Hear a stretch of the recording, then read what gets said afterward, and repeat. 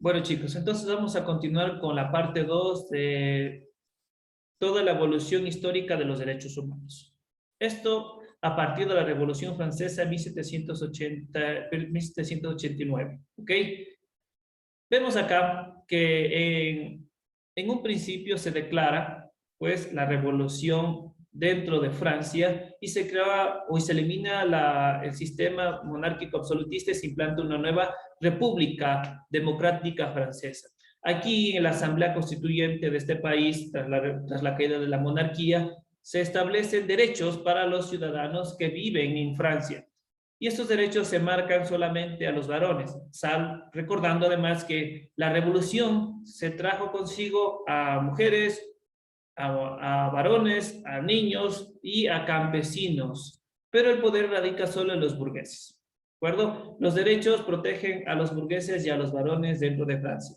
Posteriormente, una de las revolucionarias y también consideradas una de las primeras feministas de la primera ola a favor de los derechos de las mujeres, aquí tenemos a Olympe de Gouges, en la cual en 1791, posterior a 3 años de la caída de la monarquía absolutista y la Revolución Francesa, ella lo que hace es un copy-paste o un parafraseo de la Declaración de los Derechos del Hombre, en la cual estaban establecidos derechos solo para los varones. Ella parafrasea este escrito y lo cambia de género para que también abarque a las mujeres en todo. Entonces, esta diseña sus derechos de la mujer y la ciudadana. Se puede decir que es un texto que iba anexo a la Revolución Francesa como una manera de reclamo social, en la cual se ha olvidado a las mujeres, sabiendo que gracias a ellas llegaron al poder los nuevos burgueses para la nueva República Francesa. Esto el 14 de julio de 1789. Es uno de los primeros documentos históricos que propone la emancipación femenina en el sentido de la igualdad de derechos o la equiparación jurídica y legal de las mujeres en relación a los varones. Algo que estaba muy marcado. Ahora hablamos de machismo, patriarcado y de todas las corrientes e ideologías extrañas que se inventan los de pañuelito verde, diciendo que aquí vivimos en una sociedad patriarcalista y de machismo absoluto. Mas, sin embargo, si retomaran a la historia, aquí, en este periodo, es donde en verdad se ve un sistema desigual de género, en donde las mujeres no tenían el derecho a ser ciudadanas, no tenían acceso a justicia, no tenían derecho a salud, no tenían derecho a la educación, a ninguna cosa más que solo pertenecer como objeto al varón. Aquí nacen las verdaderas feministas de primera hora, hasta los años 70. Después de eso, ya no son feministas desde mi punto de vista y respetando los criterios de las otras personas. Mas, sin embargo, en la actualidad, el movimiento feminista solo tiene que ver más como un movimiento para llamar la atención desde mi punto de vista. Eso, ojo, sin tratar de romper los ideales de primera ola de las feministas. Vemos acá que Olympe de Gouges denunciaba que la revolución olvidaba también en la fuerza que les ayudó a conseguir el poder, es decir, las mujeres. En su proyecto de igualdad y libertad, recordemos los tres principios de la Revolución Francesa: libertad, igualdad y fraternidad, pero se les olvidaba a las mujeres que les ayudó a conseguir ese poder. Entonces, ella defendía que la mujer nace libre, no debe ser un objeto del varón en primer lugar, nace libre, no esclava de nadie.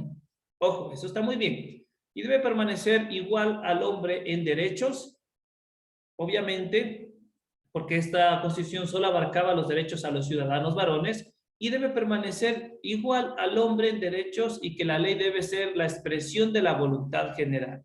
O sea, en el diseño de leyes, no solo tomar en cuenta lo que dice o que voten solo los varones, sino las mujeres también tienen un voto a favor o su opinión también era importante igual que los de los varones.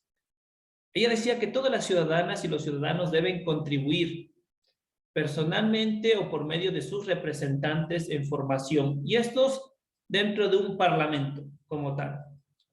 También ella reclamaba, y muy justamente, un trato igualitario hacia las mujeres prácticamente en todos los ámbitos de la vida, tanto en los planos públicos, entidades públicas, Es decir, que puedan adquirir el derecho para participar en voto, para participar dentro del sector público y ser funcionarias, ¿ok? También como en el plano privado, en trabajos y mano de obra. Aquí lo decía, el derecho al voto y a la propiedad privada. También tener la potestad de elegir qué estudiar, decidir qué creer, tener propiedades, tener una casa, tener lo que sea, pero más sin embargo, en aquel entonces todo esto era muy limitado para las mujeres. Solo el varón podía tener propiedades, podía tener educación, podía tener salud, etcétera. ¿De acuerdo? Eso es lo que la gente, bueno, la mujer en aquel entonces, Olympia Jones, reclamaba. Entonces, también poder participar en la educación, porque la educación en aquel entonces solo venía para mujeres de alta alcurnia con docentes especializados solo para las mujeres. Si es que era de la alta alcurnia, si tenía influencia social. Si eras común de las mortales, pues te tocaba recibir la educación del plano maternal, es decir, desde tu madre. Solo los varones tenían la oportunidad de estudiar, de aprender a leer y escribir. Durante todo este tiempo, la historia nos dice que la mujer siempre fue iletrada durante muchos años, porque no tuvo la posibilidad de estudiar. Igual el índice de mortalidad de la mujer era muy marcado, porque no tenía derecho a la salud. Por lo tanto, las mujeres, especialmente en el parto, fallecían por afecciones, ¿ok?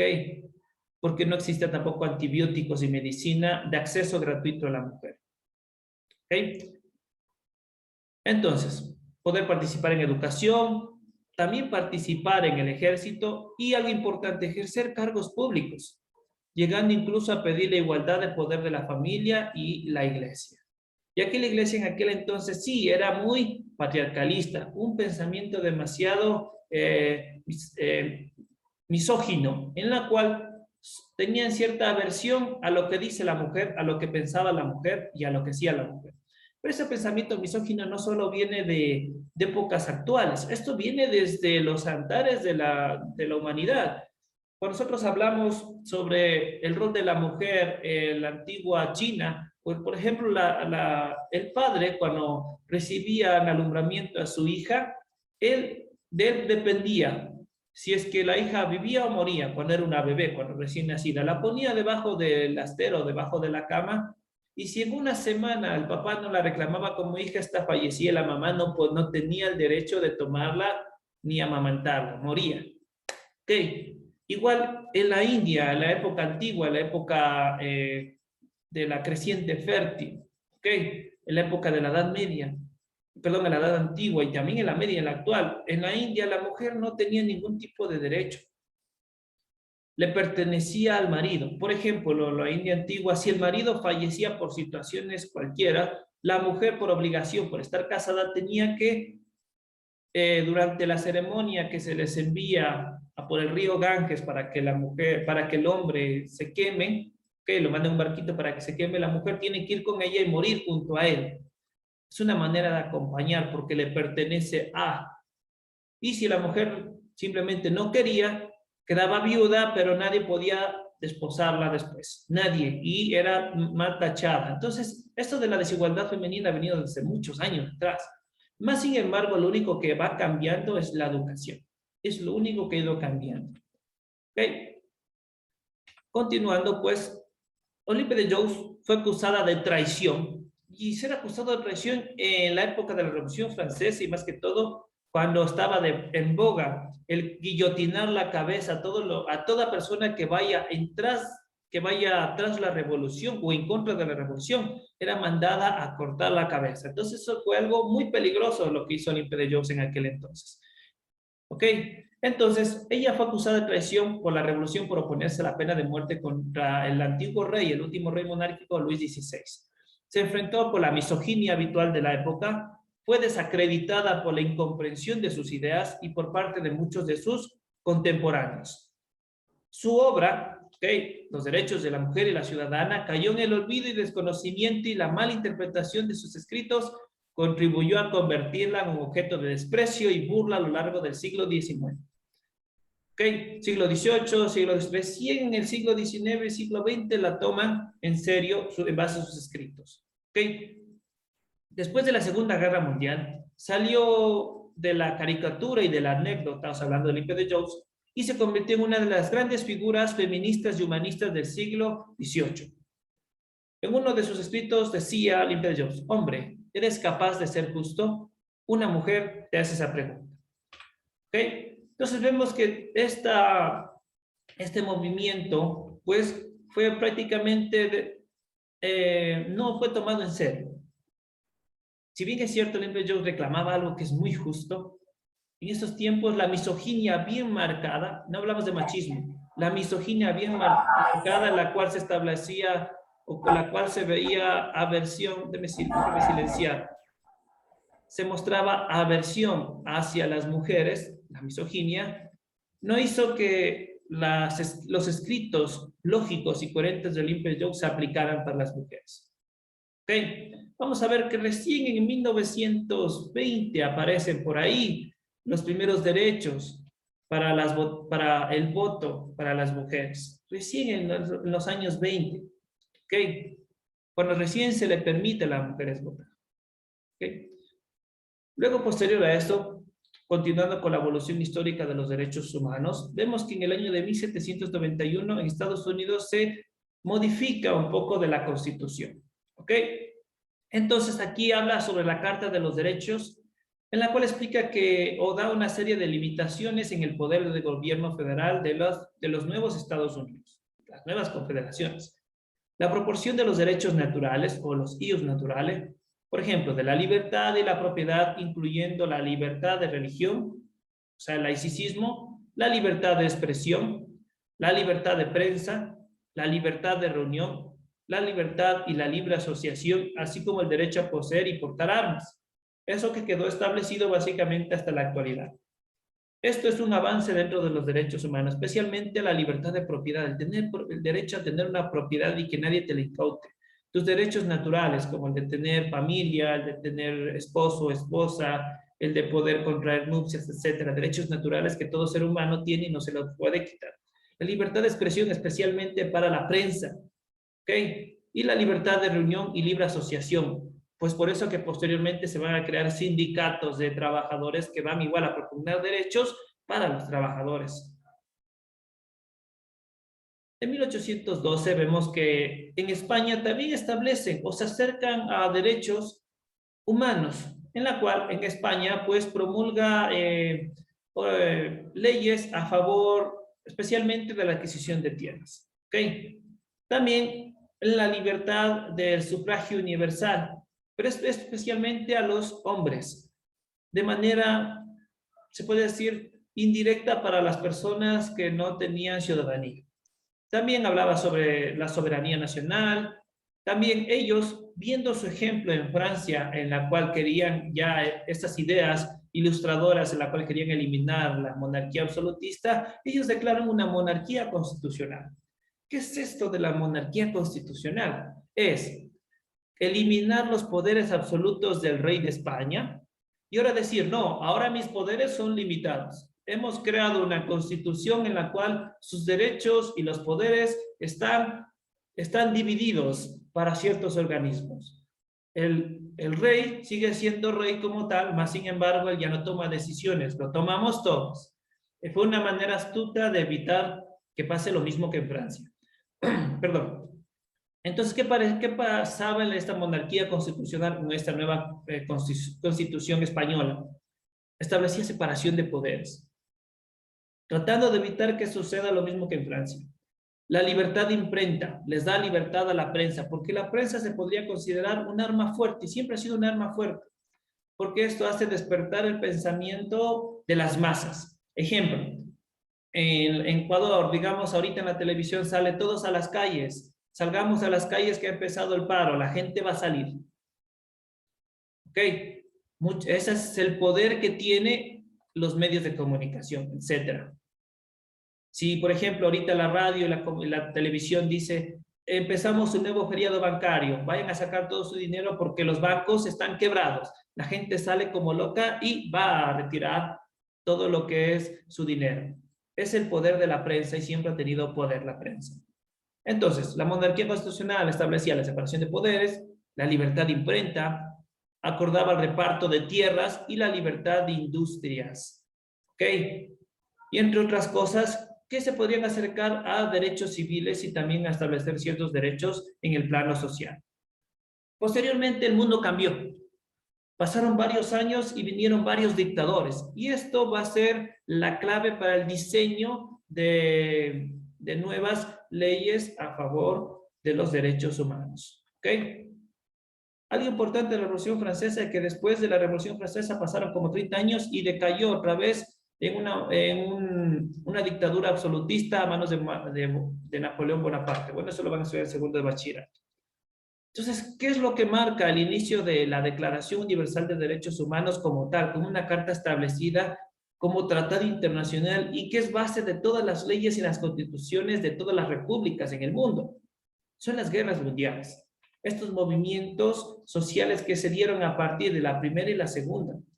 ¿Okay? Tras dictadores y tras sucesos, tras masacres que se pudieron ver por las apartheids, por los campos de concentración, el clasismo total, la aversión en contra de personas por su nacionalidad, por su creencia religiosa.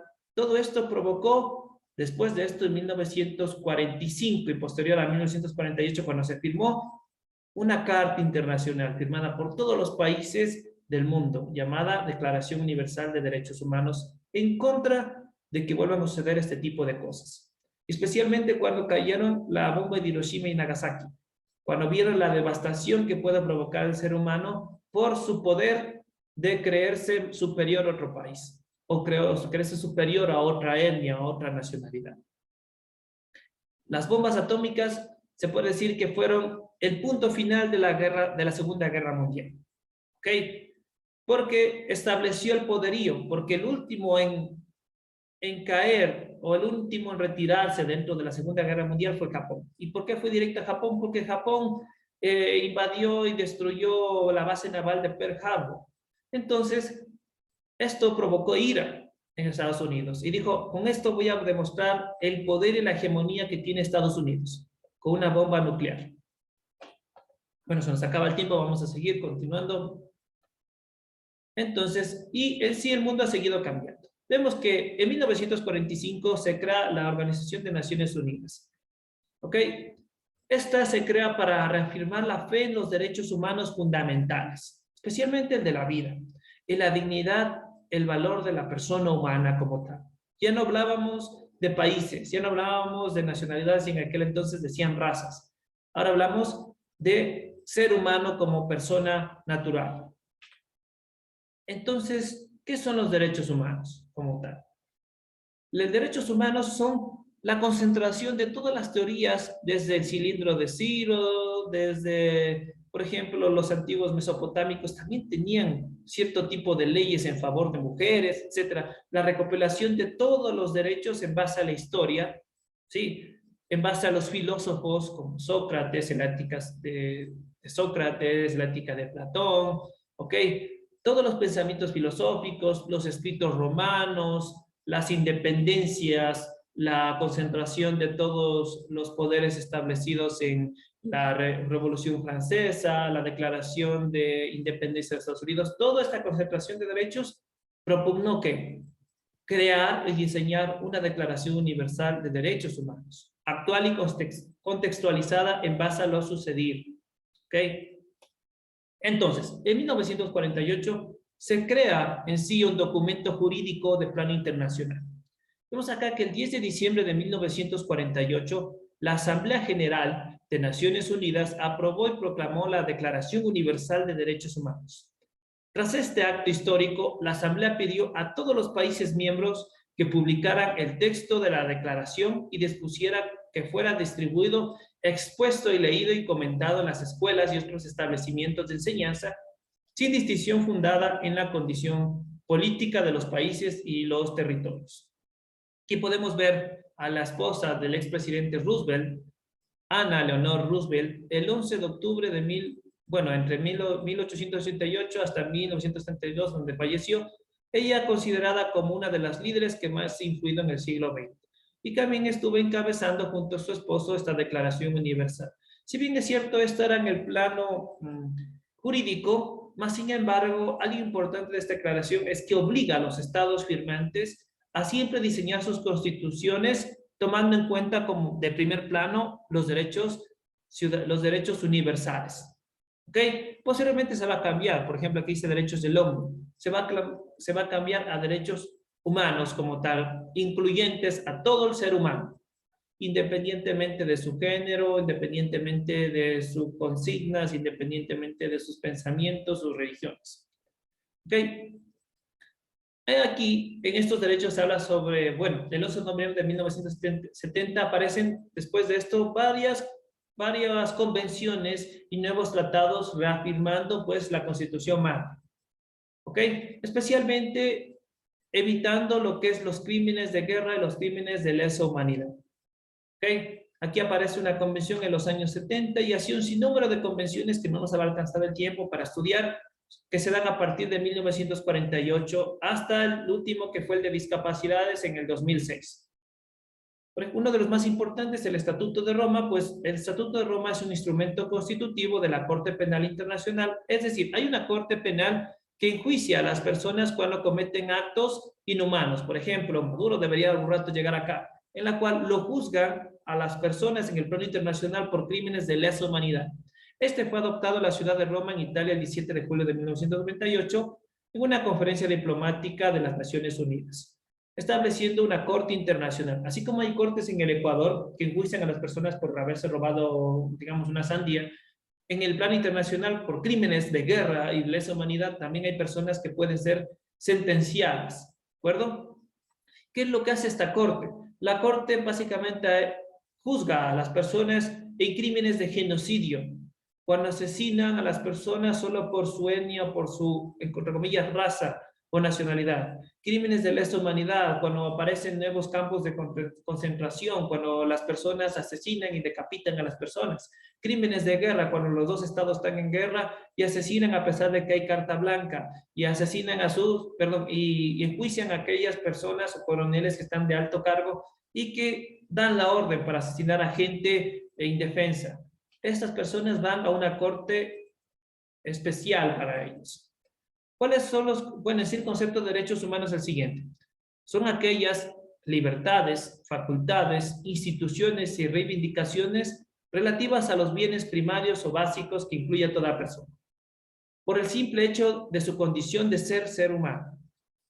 Entonces, ¿qué es lo que busca el de los derechos humanos? Garantizar una vida digna y que son independientes de factores particulares como el estatus, el sexo, la orientación sexual, la etnia o nacionalidad. Y son independientes porque no dependen exclusivamente del ordenamiento jurídico vigente, sino son un ordenamiento jurídico solo, independiente, autónomo. Antes todos los países tienen que primero fijarse en esta declaración humana para tomar en cuenta esto y crear sus propias leyes. ¿Ok? Desde un punto de vista más relacional, los derechos humanos se han definido como las condiciones que permiten crear una relación integrada entre la persona y la sociedad, que permite a los individuos ser personas identificándose consigo mismos y con los otros. En conclusión, la lucha por los derechos humanos tiene todavía un largo camino por recorrer, más que todo porque van creándose nuevos sistemas de derechos humanos. Primero hay los de primera generación, de segunda, de tercera y los de cuarta. Eso lo vamos a estudiar posteriormente. La libertad, la igualdad y la fraternidad son entre los principales logros o el eslogan principal que promulga los derechos humanos. Está en gran medida por conquistar, porque esto en teoría se escucha muy bonito, la libertad, la igualdad y la fraternidad. Mas, sin embargo, esto desde la Revolución Francesa se ha venido desarrollando y los gobiernos buscan de alguna manera potenciar que estos derechos fundamentales sean cuidados. ¿De acuerdo? Vamos a detener la grabación. Listo, chicos. A ver.